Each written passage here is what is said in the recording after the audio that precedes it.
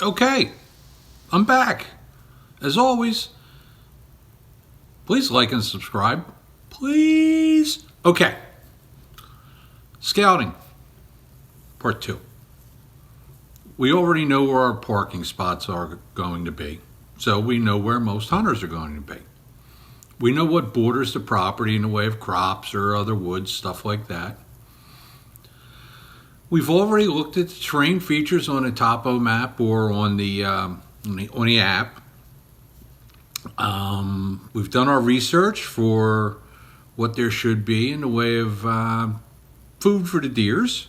Okay, the deers need food. Okay, and we planned a route. So what's next? Well, first thing I would do is drive around that property. Make sure things look like what you thought they did. You might either A, drop your plan completely because you see something that you didn't know about that just makes you go, or B, confirms what you're going to do. Okay, pull up to the parking lot, ready to put boots on the ground. First thing you should do is start walking on a trail that's going to take you in a general direction of where that you wanted to scout. And as you walk that trail, I want you to mark things. Okay, take your app or your paper map if that's the way you're going to go, and start marking tree stands. Start marking human activity. You're going to develop your own map of the area that has not only what they wanted you to have, but what you want to have on it. As you go further and further, you should notice that you see less and less human sign. So now we're getting close to where you had anticipated seeing deer, or at least deer sign. What are you seeing? Are you seeing stands? Continue to mark them. Are you seeing deer sign? Are you noticing something is missing? Now that's a big question. When you see something missing, that could very well be the key to what you're looking for. For instance, is most of the hardwoods wide open? Is it no hardwoods at all and it's all pine? Is it open? Is it thick? Is it brushy? Do you see the sources of food that deer would want to feed on? The preferred forage.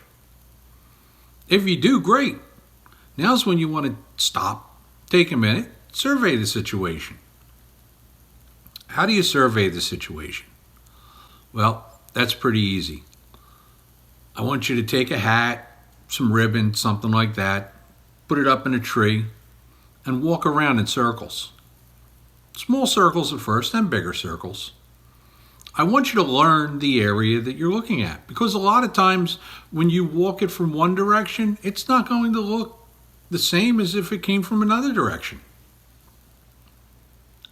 Now, as you're walking it, taking stock of your area, the next question is, when are the deer here? Is it a bedding area? Is it a feeding area? Is it an area where the deer are going to move through in the morning or the afternoon or possibly the middle of the day? If you're on public ground, is it an area where deer would seek refuge from other hunters? Let's look a little more into detail here. So how am I going to get in and out? Is there a good route? Is there a good route that is actually a good route that's not a good route? And when I say a good route that's not a good route, are you going to walk through the deer or where the deer are coming from? You don't want to do that. Okay, next thing, head to another area. That's right, you want to complete your map. You may have found a spot, but have you found the spot you want to hunt? Well, you may have, you might not have, but you'll find out. So, as you walk, is the area that you're getting to as good as or better as where you were?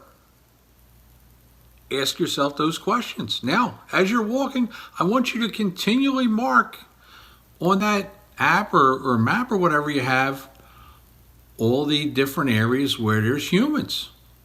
Again, you're building a database because I don't want to be within a couple hundred yards of somebody else. I'm sure you don't want to.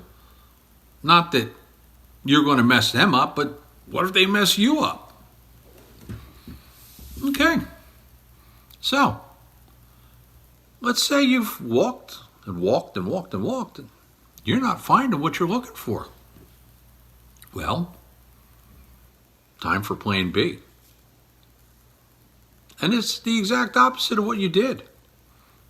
It's either walk the edges of the public land instead of the interior, or vice versa.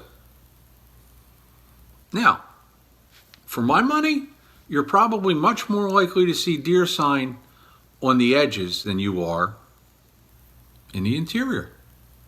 Why is that? Because a lot of times the habitat is better on the edges, especially if you're in an area where there's some agriculture. So, some thoughts about what you may or may not be seeing. Well, number one, you may have over-anticipated the amount of deer in the area or the amount of sign that they might put down. Remember, there's leaves. Hopefully there's snow, but one deer or two deer walking through an area, even if it's pretty constant, are not going to make a lot of sign. The other thing, have the deer been pretty much chased out of where you're looking? Again, it's either toward the end of the season or after the season. A lot of times the deer have left.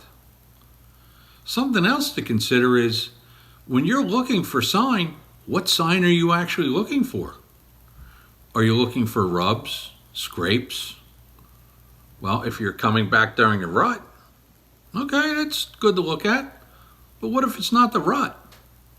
Are you looking in areas where deer would be for the times of the year where you're going to be there? I.e. either when you're there, before when you were there, or back earlier in the season.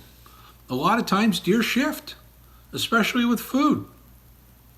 And while we're talking about food, what are you seeing in the way of natural stuff, in the way of browse and things like that, for deer to pick off versus what they could possibly be going to a farm for? There really is a lot to look at. Okay, next. What direction is deer sign going in? Is it headed uphill? Is it headed downhill? Is it headed toward swamps? Is it headed away from thickets or toward thickets? Again, another thing that's going to help you clue in on where you want to hunt. Finally, is it the spot or is it a spot? Now, conditions can change from year to year. Mast and browse can change from year to year. But generally, is it a spot that you're highly confident with? And is it a spot where you're saying, I might as well not even look anymore because this is ideal? That's great, but I say have a plan A, B, and C at least. So you may or may not be done with your scouting, or you may want to look at other properties. Anyway, I hope you picked up a few things.